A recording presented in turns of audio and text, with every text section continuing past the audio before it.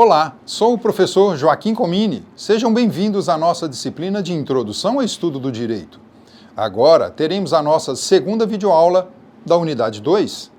Nesta aula, analisaremos os instrumentos de controle social.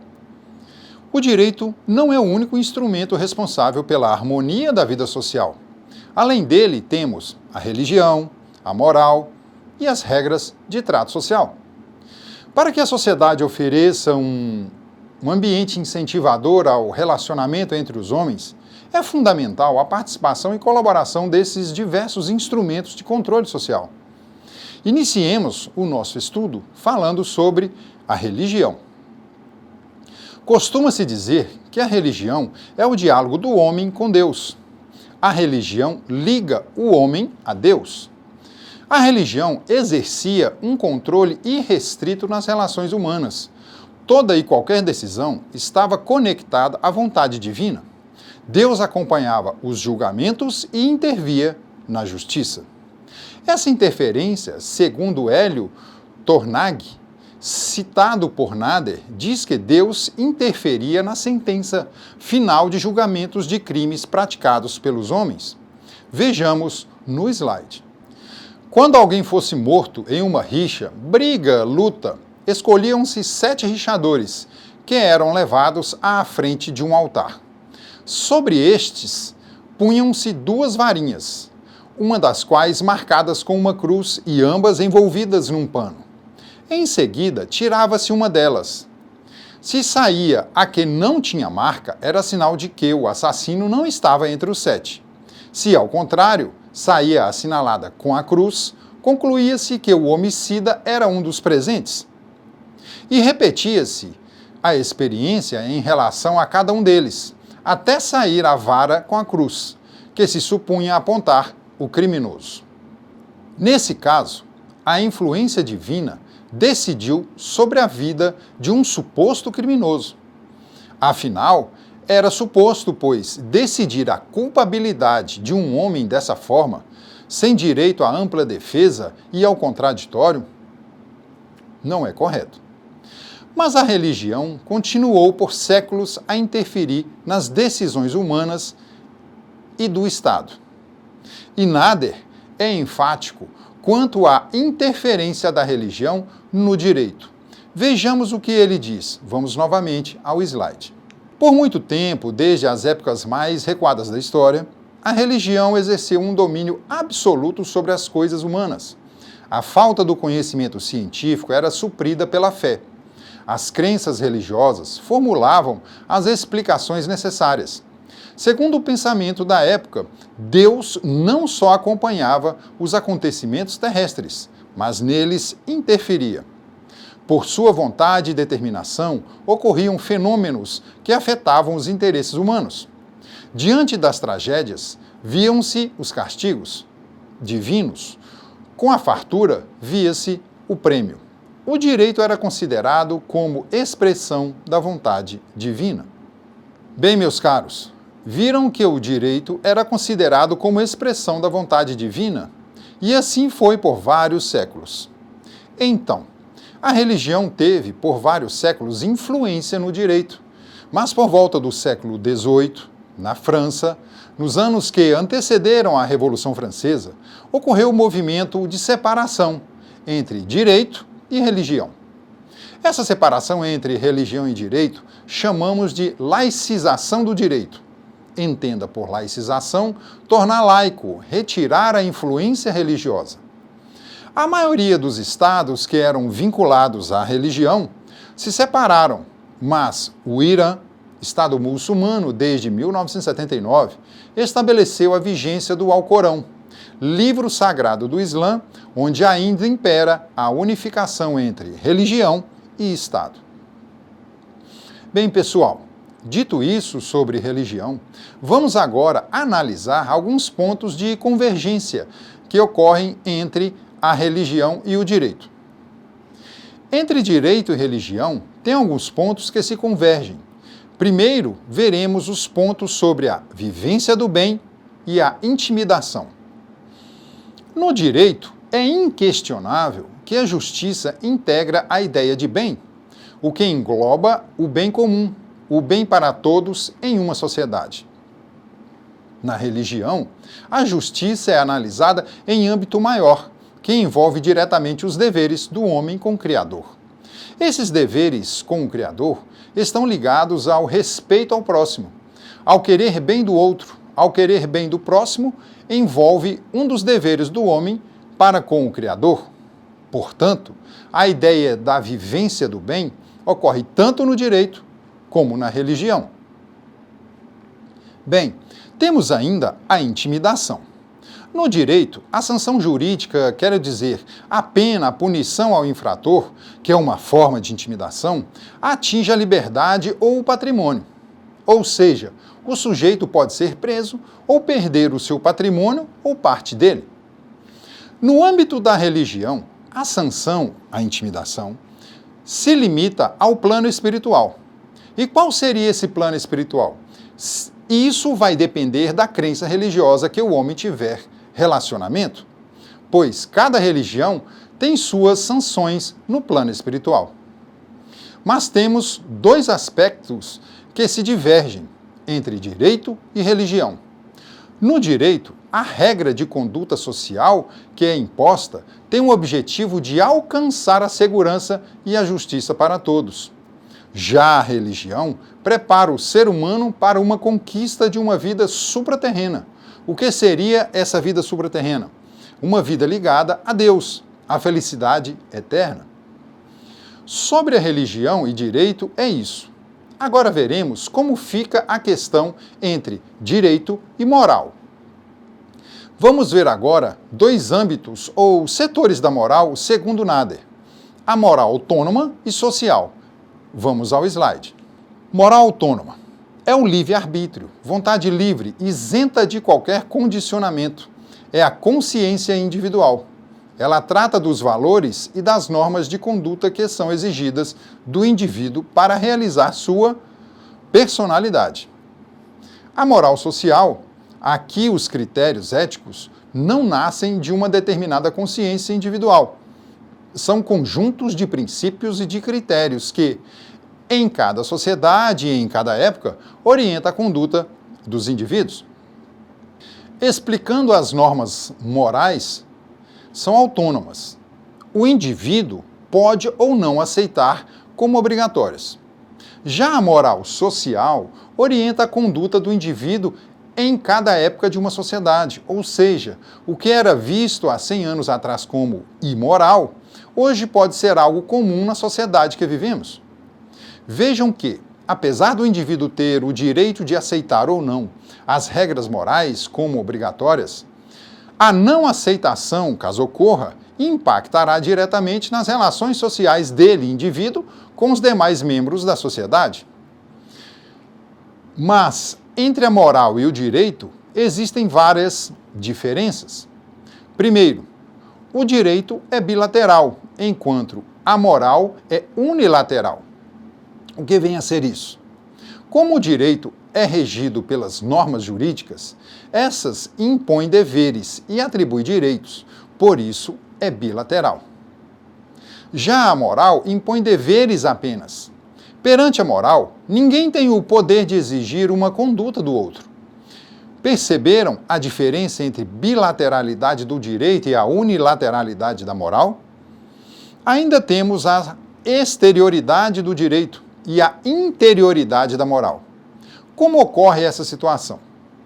O direito cuida das ações humanas, em primeiro plano, e em função destas, quando necessário, investiga o ânimos do agente para punir ou não. A moral se preocupa pela vida interior das pessoas, com a consciência, julgando os atos exteriores apenas como meio de aferir a intencionalidade do indivíduo.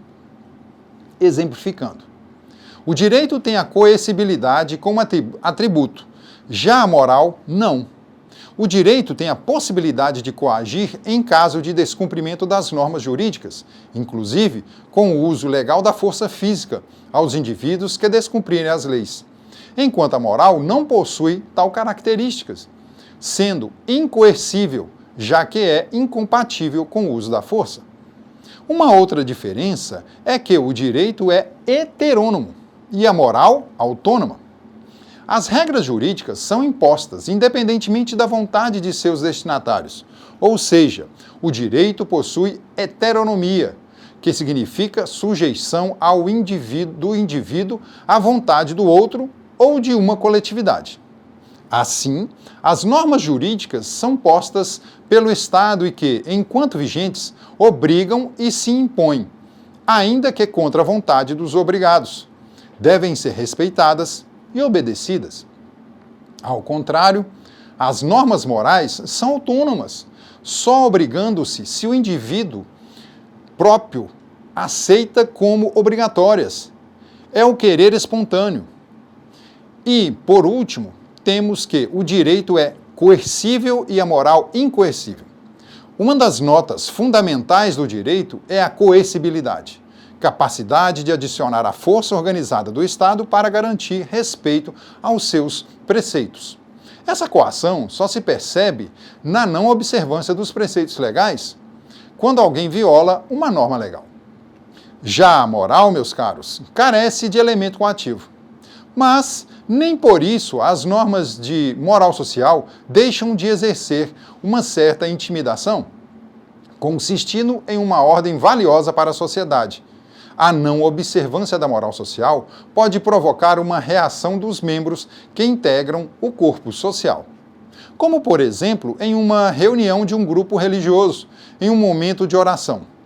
Um membro do grupo atende o seu aparelho celular e começa a conversar em voz alta, atrapalhando os demais.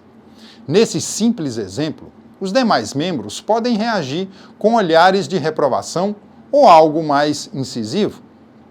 Portanto, as normas jurídicas, enquanto instrumentos de regulamentação de condutas humanas e de estruturas sociais, são bilaterais, exteriores, heterônomas e coercíveis. Agora, veremos a relação do direito com as regras de trato social. Para esclarecermos melhor sobre as regras de trato social, vejamos o que Paulo Nader tem a nos ensinar. Vamos ao slide. As regras de trato social são padrões de conduta social elaboradas pela sociedade e que, não resguardando os interesses de segurança do homem, visam a tornar o ambiente social mais ameno, sob pressão da própria sociedade. Como exemplo, posso citar a cortesia, o cavalheirismo, as normas de etiqueta que nos ensinam como se comportar à mesa no momento de um jantar. Importante, pessoal, é vermos sobre os aspectos históricos das regras de trato social. Afinal, essas regras existem há milênios. Vamos ao slide. O legislador, na Roma antiga, disciplinava fatos de trato social como o penteado feminino, a proibição do uso de bigode. Mulheres não podiam levar consigo mais de 3 vestidos em uma viagem. A lei romana determinava que os elogios ao morto só poderiam ser feitos nas exéquias públicas, no enterro, e por intermédio de orador oficial, limitado o número de assistentes nos funerais, a fim de que a tristeza e a lamentação não fossem maiores. Pessoal, ainda bem que ficou na Roma antiga normatizar as regras de trato social. Nem tudo podemos querer controlar. Então, meus caros, se só tivéssemos os aspectos jurídicos no meio em que vivemos, o relacionamento humano se tornaria mais difícil, mais áspero e, por isso, menos agradável. Como já disse na aula anterior, mas ainda bem que hoje temos as regras de trato social, Paulo Nader, sempre o brilhante Paulo Nader, diz o seguinte, vamos ao próximo slide. As regras de trato social, juntamente com a moral, a religião, são amortecedores do convívio social. As regras de trato social deixam o ambiente mais ameno, mais agradável. Concordam comigo? O que um bom dia com um largo sorriso no rosto não faz para quem o recebe, não é mesmo? Pessoal, Vai aqui uma frase popular que diz: gentileza gera gentileza. Lembre-se disso. A seguir, temos um quadro resumo de tudo que estudamos. Vamos ao slide. Nesse quadro, vemos na coluna da esquerda para a direita que o direito é bilateral por impor direitos e deveres. É heterônomo porque impõe as regras independente da vontade humana. É exterior porque cuida das ações humanas em primeiro plano, no plano material. É coercível. Se não fosse, não seria possível impor regras de proceder em uma sociedade. E tem sanção prefixada. A lei já está elaborada pelo Estado para ser cumprida. A moral é unilateral, só impõe deveres, é autônoma, é o querer espontâneo do indivíduo, é interior, pois atua na parte sentimental do ser humano. Não tem coerção e a sanção é difusa. Difusa porque o sujeito que praticou o ato imoral pode ser criticado, expulso de um grupo, censurado pelos pares. Não há uma sanção pré-definida. Em seguida, temos as regras de trato social. São unilaterais, pois só impõem deveres. São heterônomas, por isso, por impor regras, independem da vontade. É exterior e não poderia ser de outra forma, afinal, as regras de trato social são visíveis e perceptíveis.